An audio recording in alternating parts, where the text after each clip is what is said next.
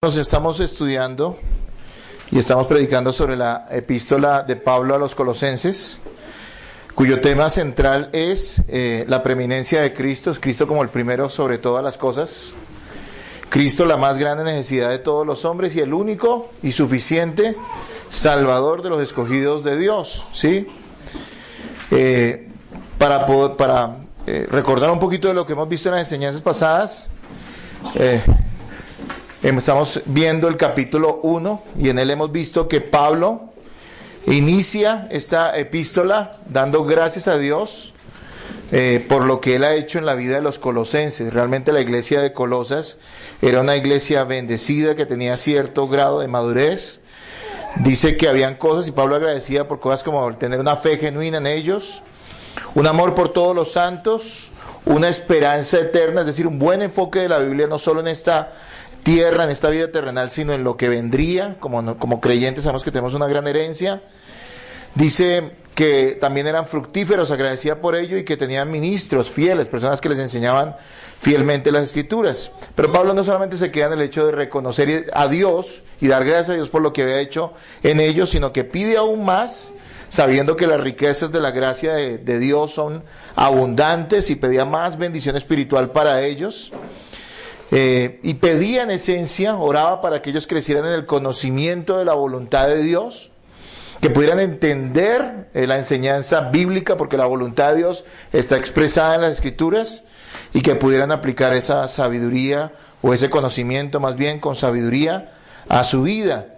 Ese conocimiento lo llevaría a tener una conducta digna del Señor. Y la semana anterior estuvimos hablando, viendo, enseñando sobre la última parte de esta oración, donde Pablo da gracias y les anima a los colosenses a dar gracias por ciertas cosas maravillosas que no solamente Dios ha dado a los colosenses en su momento, sino que nos ha dado a todos los cristianos. Y les hablaba de cómo los cristianos tenemos que ser agradecidos, porque independientemente de qué estemos viviendo, qué circunstancias confrontemos, o cuál sea nuestro nivel de vida en esta tierra, ciertamente nosotros tenemos una herencia eterna. Hemos sido liberados del poder de las tinieblas y hemos pasado al reino del Hijo de Dios, del amado Hijo de Dios, y hemos tenido una perdón absoluta a través de la redención de Cristo. Esto en cuanto a la contextualización de lo que hemos visto hasta ahora, para que lo tengamos presente. Hoy vamos a ver los versículos, Colosenses capítulo 1, y vamos a estar predicando acerca de los versículos, sobre los versículos 15 al 19, le pido que lo busque. Colosenses 15 al 19, 1, 15 al 19. Y cuando lo tengan dicen eso. Entonces, hermanos, ¿lo tienen? Hoy vamos a hablar acerca de Jesucristo, el primero sobre todo. Le puse así como título a esta enseñanza: Jesucristo, el primero sobre todo. Y es algo muy importante que entendamos que Cristo no es una figura religiosa, que no es un Dios lejano al cual se le rinde culto ocasionalmente, sino que Jesucristo tiene que ser el primero sobre todo, porque Él es el primero sobre todo, así de sencillo. ¿Listo? Entonces leamos Colosenses 1, 15 al 19. ¿Lo tienen, hermanos? Él es la imagen del Dios invisible, el primogénito de toda la creación, porque en Él fueron creadas todas las cosas, las que hay en los cielos y las que hay en la tierra, visibles e invisibles, sean tronos, sean dominios, sean principados, sean potestades. Todo fue creado por medio de Él y para Él. Y Él es antes de todas las cosas, y todas las cosas en Él subsisten. Y Él es la cabeza del cuerpo, que es la iglesia, Él que es el principio, el primogénito entre los muertos, para que en todo tenga la preeminencia, por cuanto agradó al Padre que en Él habitase toda plenitud. Usted repite en el versículo 16 en voz alta ahora, hermanos.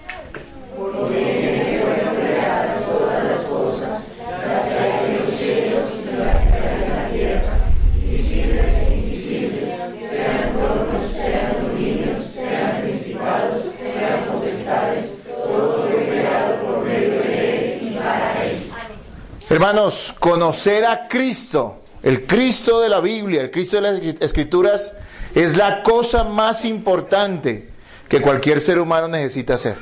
La cosa más importante que cualquier ser humano necesita hacer en esta vida es conocer a Cristo, verdaderamente conocer a Cristo, porque de Él, como nos lo muestra este pasaje, y todo el Nuevo Testamento y toda la Biblia, depende nuestra existencia, ¿sí? No solo terrenal, sino nuestra existencia eterna.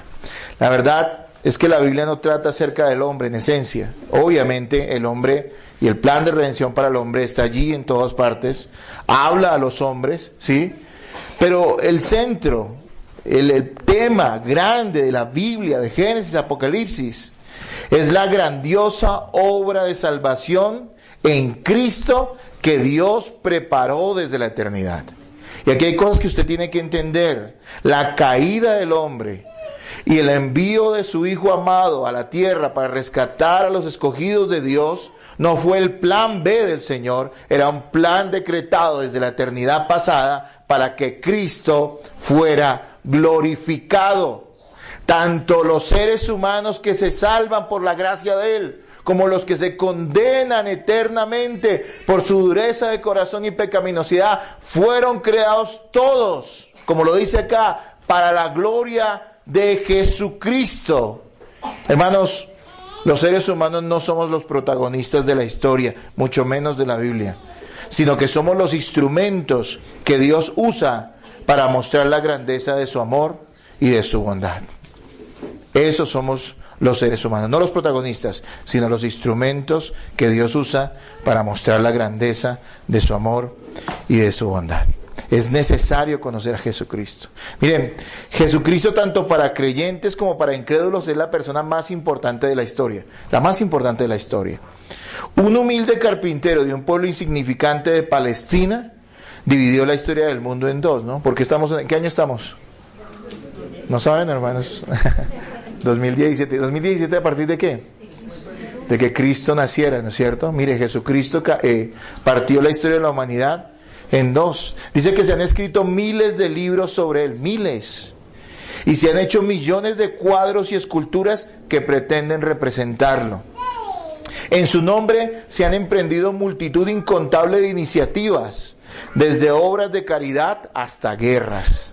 Sus enseñanzas forjaron la cultura y forma de pensar del mundo occidental, entiéndase de Alemania para acá, ¿sí?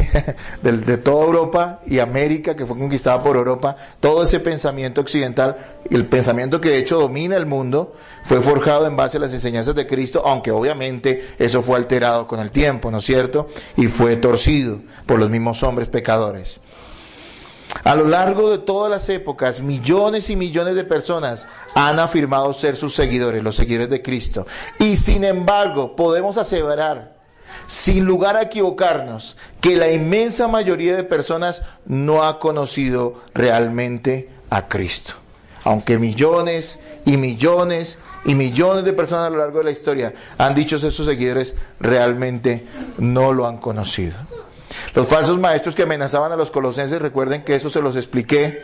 En Colosas había una amenaza de falsas doctrinas, de herejías terribles, le llamaban la herejía de los colosenses, y una de esas enseñanzas falsas decía que Cristo era un ser creado. Sí, Él era una emanación maravillosa, lo decían así, emanación maravillosa de Dios, es decir, era como una energía que Dios había en los siglos pasados, había salido de Dios y se había convertido en un ser, y ese ser era Cristo, era el más maravilloso de todas esas emanaciones porque no era la única. Una cosa rara que suena como confusa, ¿no es cierto? Y es confusa. Eso era lo que pensaban, ¿sí?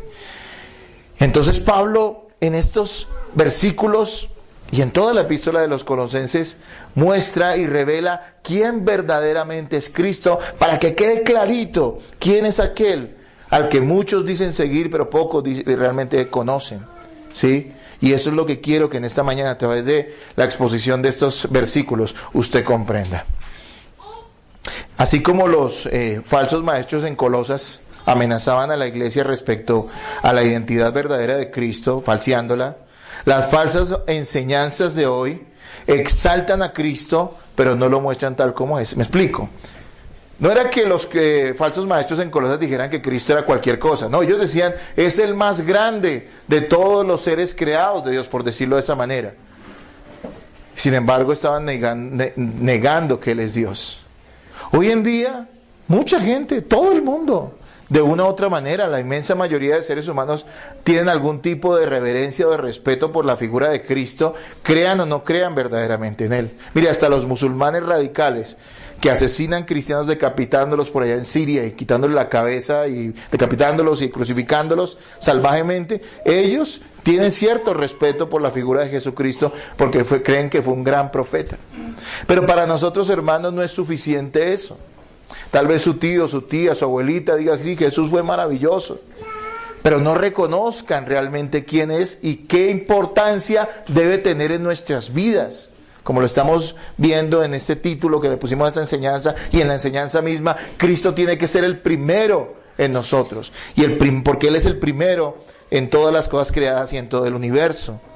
Así que estas enseñanzas que incluso se han metido dentro de las iglesias rebajan la deidad y el señorío de Cristo. Realmente la gente quiere creer en un Cristo que se ajuste a su medida, que les permita seguir creyendo y viviendo como ellos quieren, pero todavía ufanándose de que son creyentes o cristianos, seguidores de Cristo. Se muestra en el mundo entero a Cristo como un gran maestro espiritual. Se muestra en el mundo entero a Jesucristo como un pacifista, ¿no? Cuando dicen que los cristianos somos intolerantes porque no podemos aplaudir cosas como el homosexualismo, el aborto y tantas otras cosas malas, nos dicen que negamos o estamos negando lo que a quien decimos seguir le enseñaba, que era el amor universal. Jesús no enseñó eso y demuestran su ignorancia. Es cierto, Jesús nos enseñó a amar a los enemigos, pero nos enseñó a amarlos de tal manera que les tenemos que decir la verdad en la cara. Y tenemos que ser fieles a Dios y amar a Dios antes que incluso a los hombres. La gente dice que Jesucristo es un ser espiritual inofensivo, tierno. Incluso en las iglesias lo muestran hoy en día como un terapeuta, ¿no? Psicológico, que va a resolver tus problemas, tus necesidades. Lo muestran como un genio en muchas iglesias, ¿no? ¿Se acuerdan del genio de Aladino? Frote la lámpara y pida 3 deseos. Muchos piensan de Cristo de esa manera. Piensan que Él le va a resolver todos los problemas. Simplemente deselo. Ten fe, una fe que no es bíblica, y Dios te concederá lo que tú quieres, lo cual es falso. O también lo muestran como un conquistador político, ¿no? Cristo quiere, hay una cosa que se llama la teología del reino que ha contaminado a la inmensa mayoría de iglesias evangélicas hoy en día, y eso quiere decir básicamente que estamos aquí para dominar el mundo. Ellos le llaman teología del reino y yo lo llamo síndrome de Pinky Cerebro, ¿no? Les he dicho muchas veces. ¿Qué haremos mañana? Tratar de conquistar el mundo. Suena chistoso, pero eso es lo que dice muchas iglesias. Y por eso la gente se aboca a involucrarse de una manera tan grosera a veces en la política en nombre de la iglesia del Señor, lo cual no debe ser así. Cada quien tiene su posición política y es respetable. Nuestras posiciones políticas deberían ser acordes con lo que creemos. No pueden ir en contra de la enseñanza de la Biblia, pero cada quien mirará por quién vota, ¿no es cierto? Paréntesis. Aquí estamos hablando de que esa es una malformación de la imagen de Cristo en las iglesias y en el mundo, pero gracias a Dios tenemos la palabra, ¿no?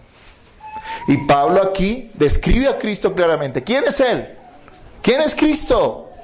La persona más importante del universo, a quien tú necesitas conocer, a quien debes conocer, a quien tienes que conocer, porque de Él depende tu vida y depende tu eternidad.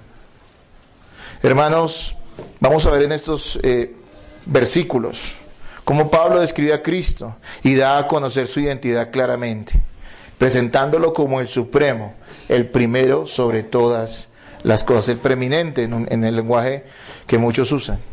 Y vamos a ver 3 cosas claras respecto a lo que Pablo dice de Cristo. Lo primero es que Cristo lo presenta en el versículo 15, a Cristo como ¿quién? Como Dios. Es decir, Él es el primero sobre todas las cosas creadas porque es el creador. Y en el versículo 16 y 17 vamos a ver cómo Pablo nos muestra a Cristo como el creador y sustentador de todas las cosas. Primero como Dios, segundo como el creador y sustentador de todas las cosas, y tercero en el versículo 18 nos muestra a Cristo como el Señor, el primero en su iglesia. Entonces vamos a entrar en el pasaje del día de hoy. Y vamos a leer nuevamente el versículo 15, por favor. ¿Qué dice el versículo 15?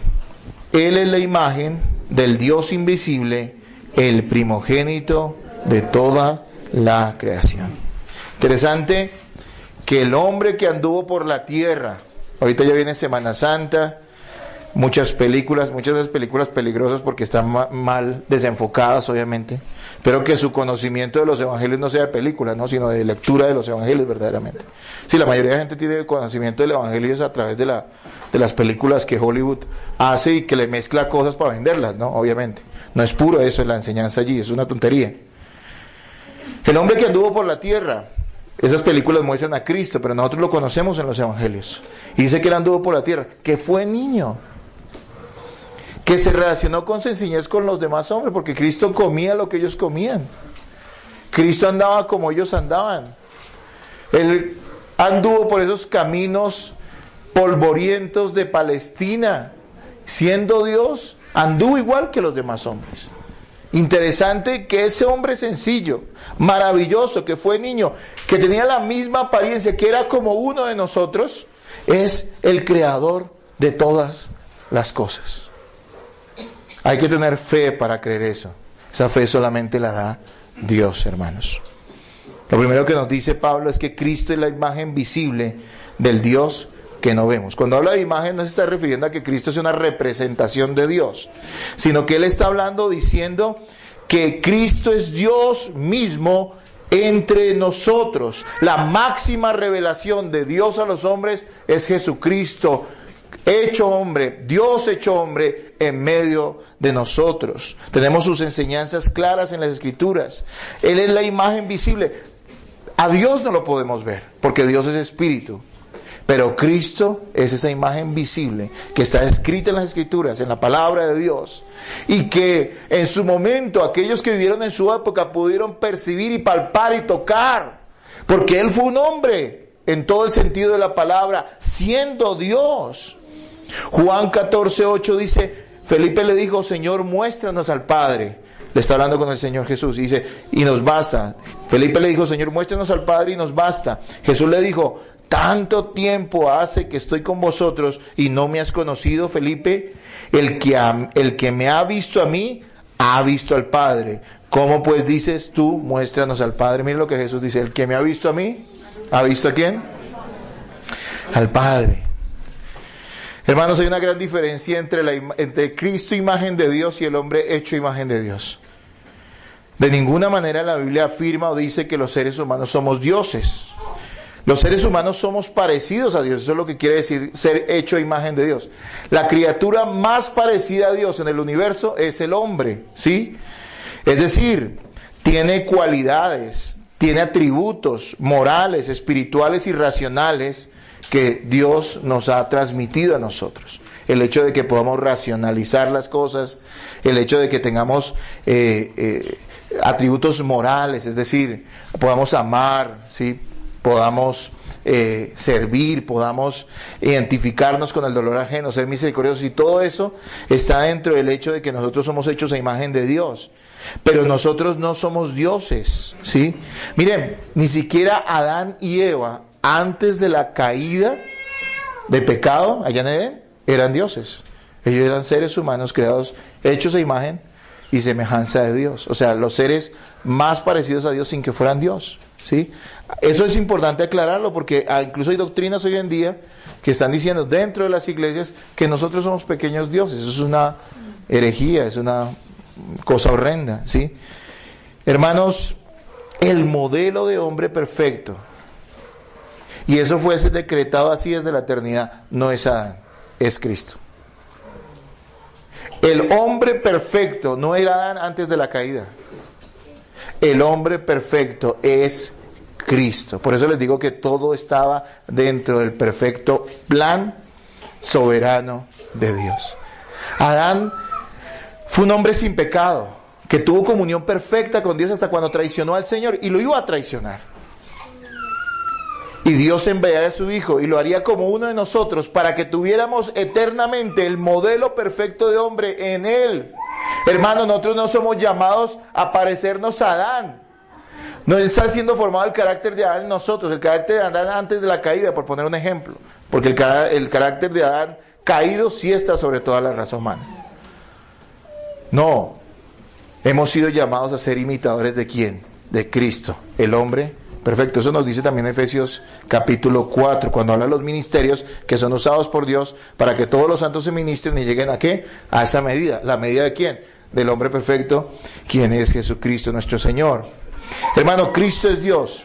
Él posee todos los atributos de Dios. Merece adoración.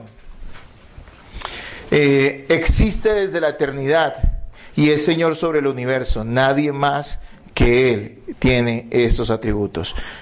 Como Dios posee todos los atributos de Dios. Mire, nosotros fuimos hechos de imagen y semejanza de Dios, pero nosotros no tenemos omnisciencia. No lo sabemos todo, ¿sí? No somos omnipotentes. De hecho, no tenemos poder para nada. Cristo tenía todo el poder y tiene todo el poder. No podemos hablar solo en pasado, porque Cristo está hoy a la diestra de Dios Padre. ¿Sí? Entonces, no hay nadie más como Cristo en el universo. Él es único, el dueño de toda la creación, a quien debemos todos nosotros el mayor amor y la mayor honra. Eso nos lo ratifica si saltamos al versículo 19 también Pablo, sobre una idea falsa que tenían estos filósofos extraviados, y era que había pequeña divinidad en diversos seres, o sea, grados de divinidad de la naturaleza de Dios en diversos seres en el universo, ¿sí? Eso suena más a tira cómica, ¿no es cierto? Pero ellos creían eso. ¿Por qué? Porque tenían esa filosofía griega que hablaba de un gran dios, Zeus, y unos pequeños dioses que tenían todas las falencias de los seres humanos, pero tenían algún grado de divinidad. Todo eso se está tratando de meter en la cabeza de los hermanos de Colosas. Y miren el cuidado que nosotros también debemos tener, porque muchos mezclan en su cabecita, en su cabezota más bien, la cultura del mundo con la enseñanza bíblica. ¿Sí? Mire, yo no quiero ser exagerado, pero son cosas sutiles que tratan de meternos, ¿no? Hay una canción que dice, Jesús es mi superhéroe, para los niños, ¿no? Y suena hasta chévere, ¿no? Pero hermanos, mire, sutilmente se está mostrando a Jesús como uno más, como si fuera Superman o Batman, ¿no? Hermanos, no, Él es único. No hay manera de compararlo. Jesús no es ningún superhéroe. Él es Dios hecho hombre. Tú no puedes confiar en un superhéroe, porque los superhéroes son una mentira, no existen. Pero puedes confiar en el Cristo de las Escrituras, que es Dios y el creador de todas las cosas. Hermanos, en el versículo 19 dice lo siguiente, miren. ¿Lo tienen ahí? Sí. Por cuanto agrada al Padre que en Él habitase, ¿qué? Toda plenitud. La plenitud de la naturaleza de Dios está en Cristo. No es que en Cristo estuviera una parte Dios y una parte hombre. Como lo hemos definido acertadamente, o se dice de una manera acertada, Jesucristo 100% Dios, 100% hombre. Y en Él estaba toda la plenitud de la divinidad. No es que fuera un pequeño Dios, es Dios hecho hombre, pleno Dios, ¿sí? Pleno hombre. Entonces, en la primero que Pablo nos muestra en el capítulo 15, en el versículo 15, perdón, es que Cristo es Dios y que Él es el primero, el que tiene la primordialidad sobre todas las cosas creadas. Hermanos, en el versículo 16 y 17, los invito a que lo leamos, por favor, 16 y 17. Léalo. Porque de él fueron creadas todas las cosas, las que hay en los cielos y en la tierra y en la tierra, visibles e invisibles, sean tronos, sean dominios, sean principados, sean potestades, todo fue creado por medio de él y para él. Y él es antes de todas las cosas, y todas las cosas en él. Y Él es antes de todas las cosas y todas las cosas en Él subsisten. Entonces lo segundo que nos muestra Pablo aquí es que Cristo es el creador y sustentador de todas las cosas. Ya ha dicho, Cristo es Dios, no lo rebajen de ahí, no es un superhéroe, no es un gran ser humano, simplemente no fue un gran maestro solamente, no fue un gran gurú espiritual, no, Cristo es Dios, quien merece la primordialidad sobre todas las cosas. Importante, tenga eso claro, hoy se está atacando mucho la doctrina acerca de Cristo. ¿Quién es Cristo? Es confuso para muchos, incluso que se dicen ser cristianos. Pablo nos aclara. Él es Dios y en los versículos 16 y 17 nos dice, Él es el creador y sustentador de todas las cosas. Miren lo maravilloso que es nuestro Señor Jesucristo. Yo a veces me pongo a pensar y digo, por la fe creo en Él, y para mí eso es una convicción absoluta. Cristo es Dios, Cristo es más real que mí mismo, ¿sí? Pero pienso siempre en las personas que estuvieron en su momento y que comieron con Él, que compartieron, que pudieron tocarlo, y pienso qué maravilloso es haber compartido, aun cuando fuera un tiempo, con aquel que creó todas las cosas, revestido de humanidad. Es algo asombroso, hermanos, que debería dejarnos impresionados. ¿Qué tan grande es Cristo como creador? La dimensión y complejidad de la creación apenas nos da una pequeña idea de la grandeza y perfección del Creador. Para saber qué tan grande y maravilloso es Cristo, tenemos que entender qué tan grande y maravilloso es el Creador.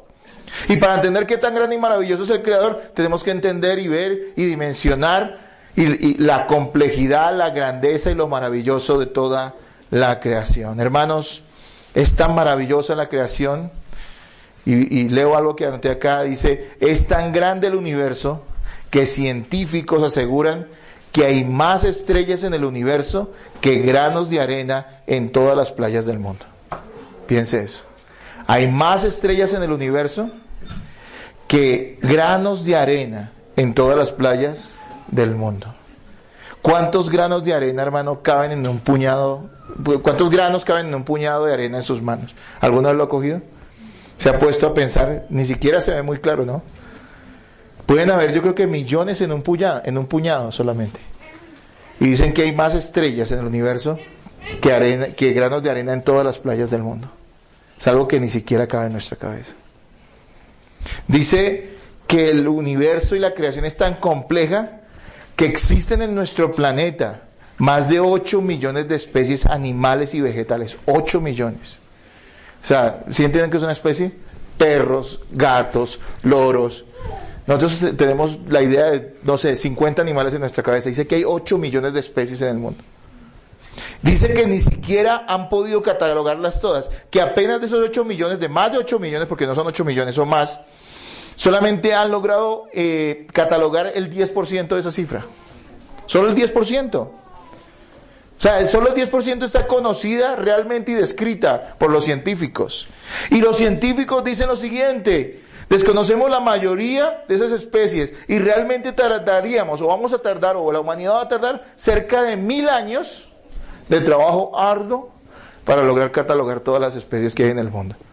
Y haya más de 8 millones y medio de especies solo en nuestro planeta. Esa es la grandeza de la creación, la complejidad de la creación. Hermanos, el universo está tan bien diseñado que existe un principio, lo llaman así, principio antrópico en la ciencia, que afirma, parece que el universo fue diseñado con gran esmero para preservar el bienestar de la humanidad. Interesante que aún muchos científicos reconozcan que el universo, todo lo que hay, todas las estrellas que acabamos de mencionar y todas las especies, y cada detalle, los climas, y el sol, la luna y los planetas, hayan sido creados para el bienestar de los seres humanos. Para los que dudan, bueno, hay un diseñador, es claro en las Escrituras, y es claro en el universo, y la Biblia dice que la creación habla de la grandeza de Dios. Poniendo un ejemplo, si la luna estuviera un poco más cerca de la Tierra, toda la vida en el planeta se extinguiría, porque los océanos inundarían los continentes completamente. Solo por el hecho de que la luna se mueva de donde está, del ciclo que hace, o de la elipse que hace, la órbita que hace. Hermanos, ese Cristo creó todo el universo. Y usted no se asombra que Él haya ido a la cruz y haya sido maltratado por esta miserable creación pecaminosa como lo es el hombre. Dios no nos creó pecaminosos, pero nos hicimos pecaminosos. Y Él fue crucificado y se dejó llevar a la cruz de una manera mansa por amor a los escogidos, entre los cuales yo creo que la mayoría de ustedes están acá. La mayoría de los que están acá han sido escogidos junto con muchos más, millones a lo largo de la historia en la tierra, que han puesto verdaderamente su confianza en Jesucristo como Salvador. Hermanos, Cristo es el creador de todas las cosas, las visibles e invisibles, porque no existe solamente el universo, sino existe un mundo espiritual que no vemos. Es tan grande la creación de Dios que mire, ahí nos dice, nos habla en el mismo versículo 16, visibles e invisibles, sean tronos, sean dominios, sean principados, sean potestades. ¿De qué está hablando?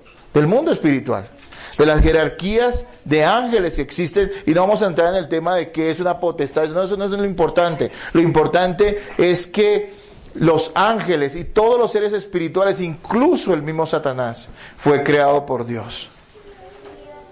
No como Satanás inicialmente, ¿no? Sino como Luzbel. Y esto es importante porque los falsos maestros en Colosas rendían culto a los ángeles. Así que Pablo lo que está probando es que Cristo es superior a los ángeles y que él mismo no era un ángel, como algunos afirmaban. Así que él está desbaratando esas ideas místicas que muchos tienen, ¿no? Usted ha ido por las librerías, o bueno, pasa o escucha en la radio, en la televisión, en internet, una de esas librerías que llaman ahorita espirituales, ¿no han visto? Son esotéricas, ¿no? Sí. Brujería, ¿sí? Y sale cómo comunicarse con los ángeles, ¿no? Y no falta usted dentro de su círculo de amigos que hay gente que tenga este tipo de ideas raras y extrañas y locas en la cabeza. Hermanos, esto no es inocente. Nosotros no necesitamos a los ángeles como mediadores de nada, porque creemos en Cristo, el creador de todas las cosas, el que creó a los mismos ángeles. Así que es lo que Pablo está diciendo, él es el creador de todas las cosas, las visibles, las que vemos, las que podemos analizar científicamente, y también las invisibles, las que no podemos percibir con nuestros sentidos. Interesante, y mire, sigamos en el versículo 16, ¿qué dice después? Dice, las que hay en la tierra, visibles e invisibles, sean tronos, sean dominios, sean principados, sean potestades, todo fue creado por medio de él. Y para... Entonces nos está diciendo algo interesantísimo, maravilloso, asombroso. Cristo creó todas las cosas, y las creó ¿para quién? Para él mismo.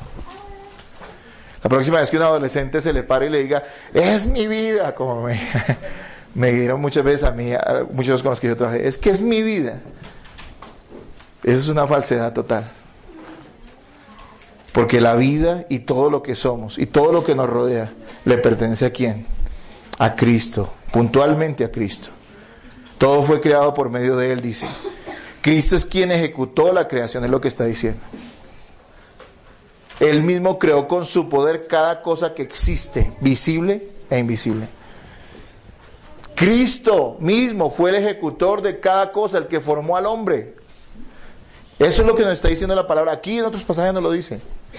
La persona de Cristo, el que anduvo en medio de nosotros en la tierra, el que fue crucificado, el que resucitó, fue el que creó todas las cosas.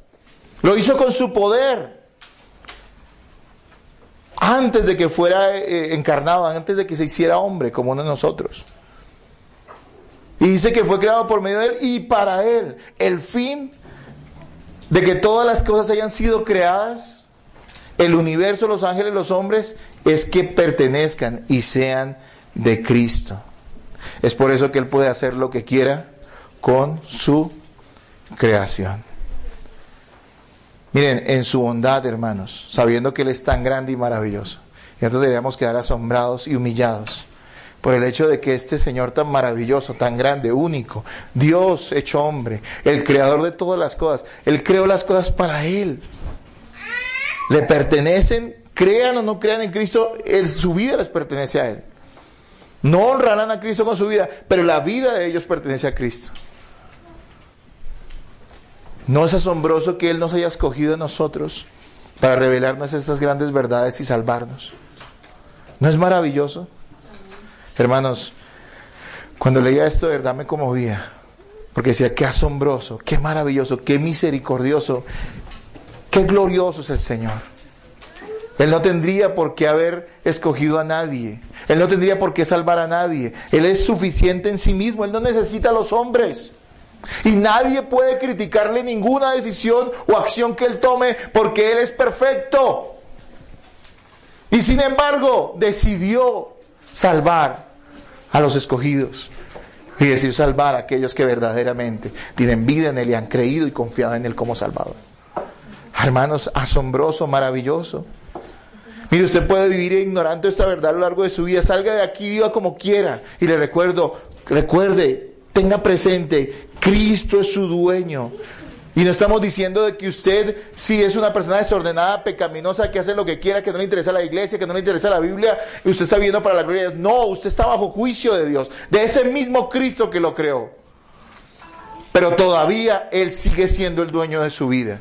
Y tiene su vida, la vida suya, su salud, todo lo que usted posee, lo tiene en sus manos.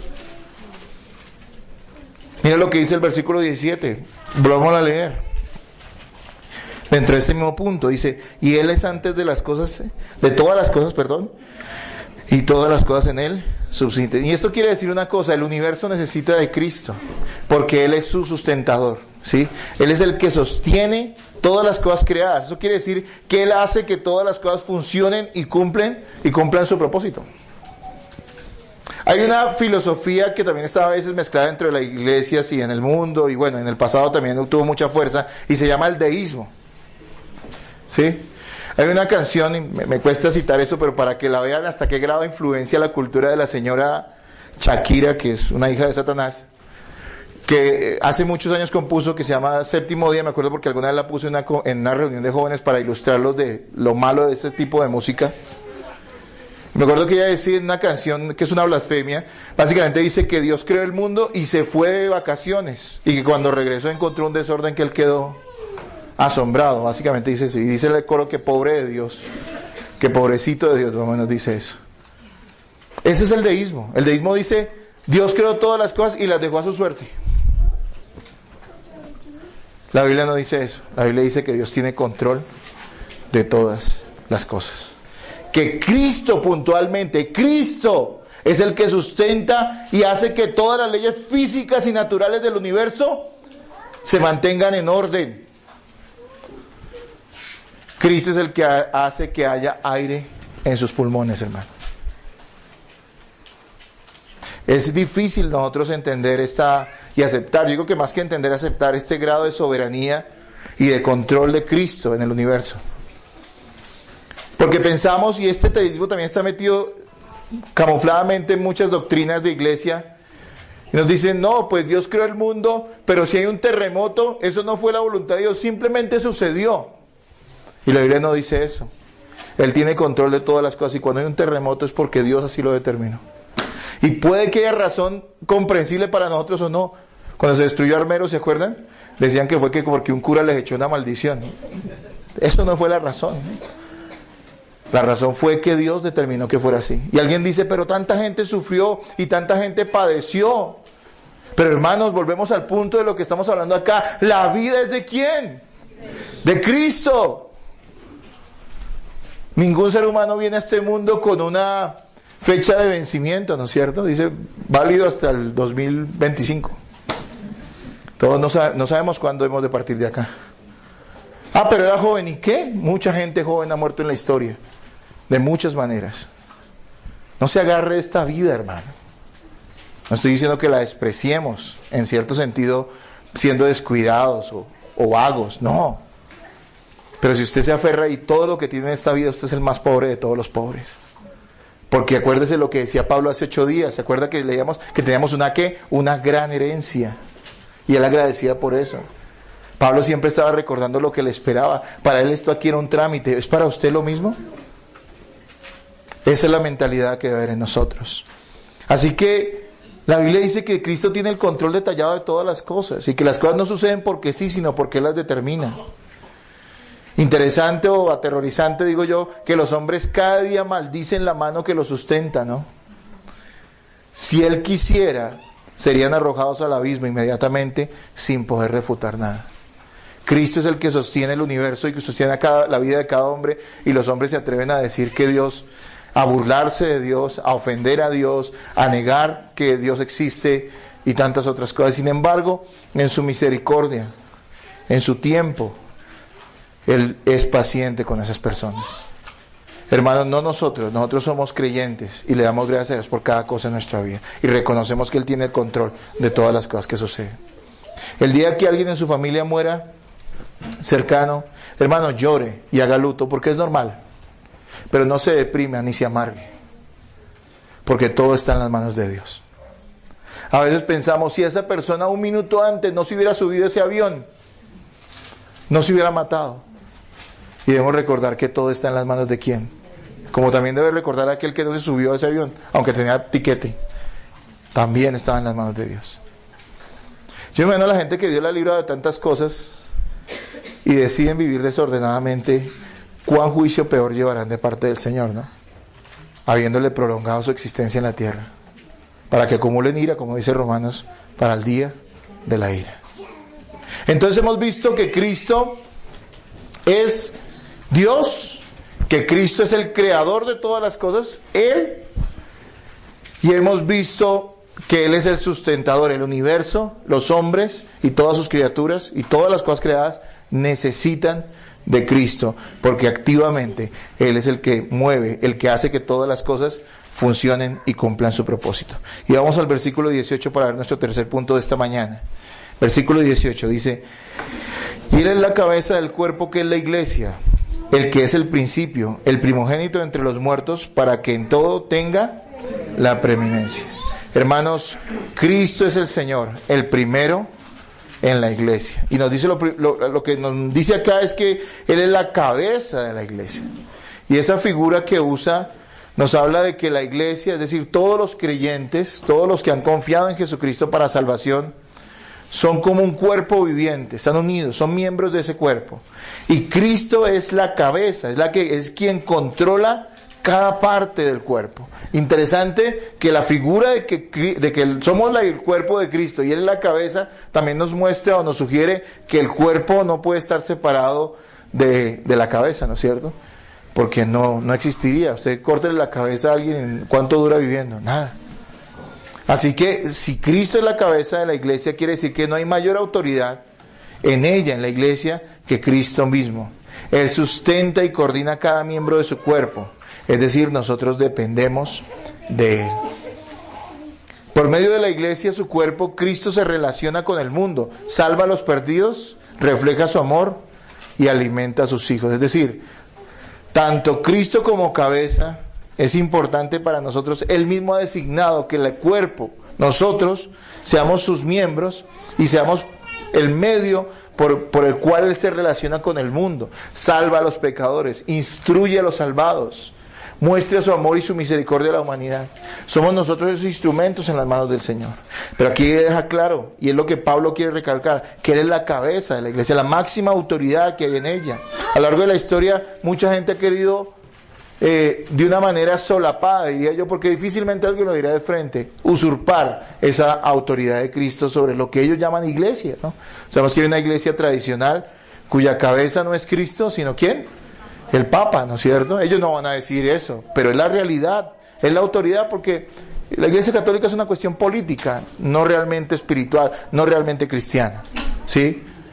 Y ahí vemos también en algunas iglesias, incluso evangélicas, que hay personas que usurpan esa autoridad de Cristo y son las que mandan y son las que cada ocurrencia que tienen se las imponen a los demás, saliéndose de las Escrituras. Aquí nos está diciendo que Cristo es quien manda en la iglesia y es la autoridad a la cual nosotros debemos recurrir. Hermanos, también nos muestra, dice aquí, dice, lo leo nuevamente, dice, porque en Él fueron creadas todas las, 18, y Él es la cabeza del cuerpo que es la iglesia, el que es el principio. Y la palabra allí principio se refiere a dos cosas. Primero, que Cristo es el fundador de la iglesia, el creador de la iglesia, y que también Él es el supremo en jerarquía sobre la iglesia del Señor. ¿Quién fundó la iglesia? Bueno, la fundó Cristo. Cada secta o cada iglesia tradicional o cada iglesia, institución religiosa del mundo tiene algún fundador, ¿no es cierto? Y si usted va y habla con los mormones, van a ver que ellos le van a hablar de principio a fin del señor John Smith, ¿sí? José Smith, sí, eso. José Smith, y les van a hablar de todo, van a saber hasta con qué se cepillaba los dientes del Señor, ¿sí me entienden? Él fue el que fundó eso, basado en una falsedad, en una falsa visión. Eso es una secta, ¿sí?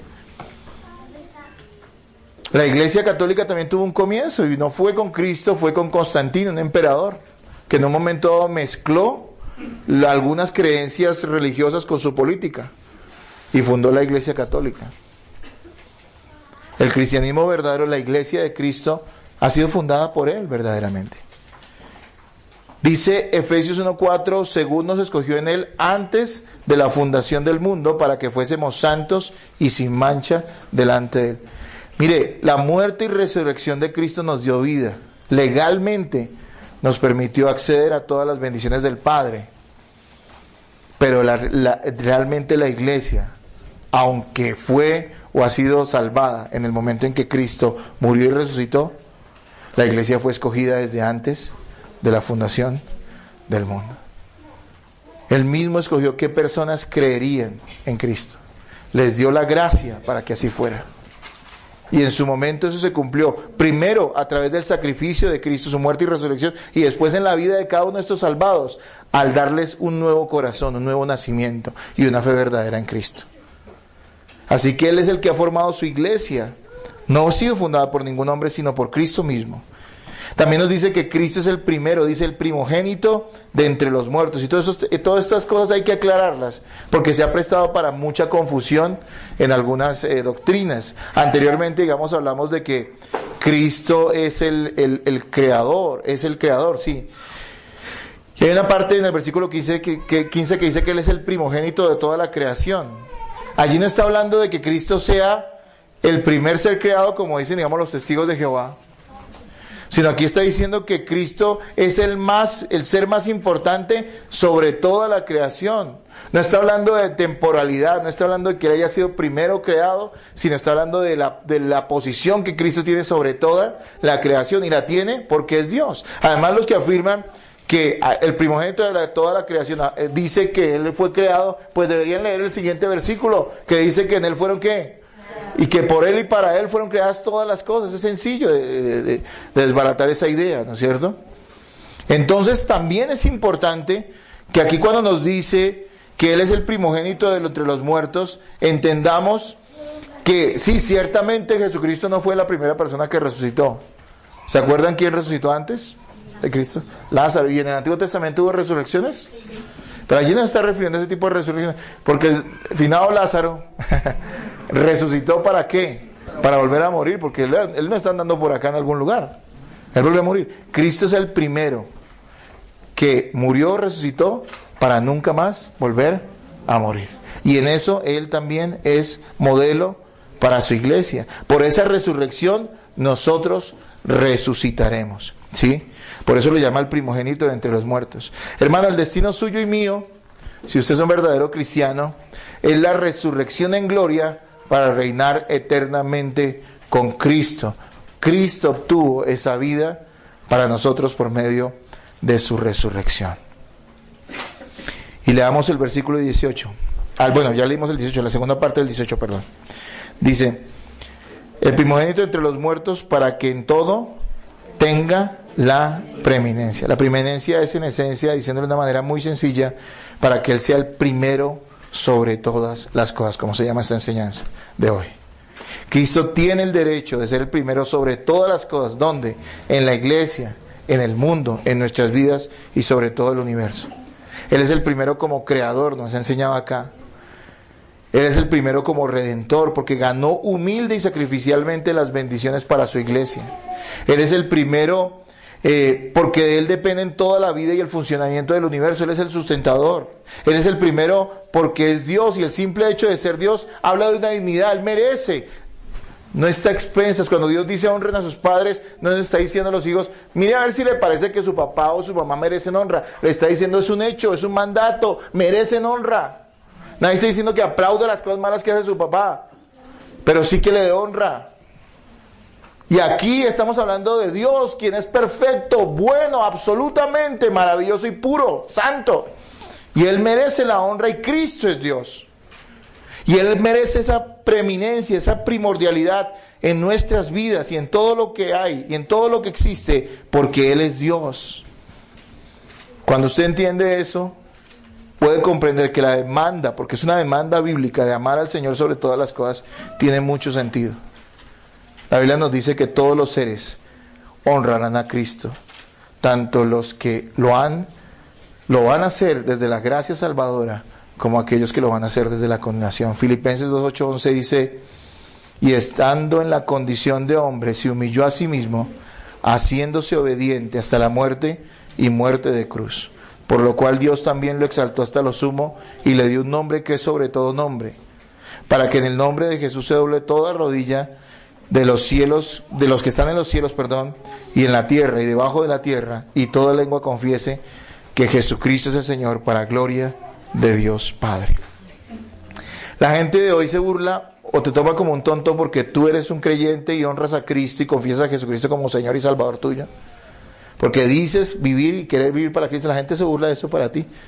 Créeme que el que más se burle, el que más te persiga, el que más te odie por ser un hijo de Dios, por ser un verdadero cristiano, esa persona, ojalá Dios tenga misericordia y le salve, pero aún así, si no es salvada, esa persona junto contigo algún día va a decir: Jesucristo es el Señor. Hermanos amados, Cristo es el primero sobre su iglesia. Él la fundó. Él es la cabeza, la máxima autoridad de ella.